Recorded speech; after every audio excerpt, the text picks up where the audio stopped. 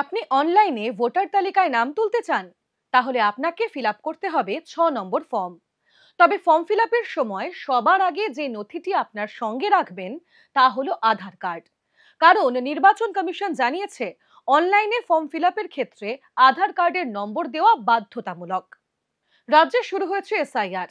তবে কমিশনের নিয়মানুযায়ী, যেহেতু ভোটার তালিকা এখন ফ্রিজ করে দেওয়া হয়েছে, ফলে আগামী 9 ডিসেম্বর খসড়া ভোটার তালিকা প্রকাশিত হওয়ার পরেই নতুন করে ভোটার তালিকায় নাম তোলার জন্য অ্যাপ্লাই করা যাবে।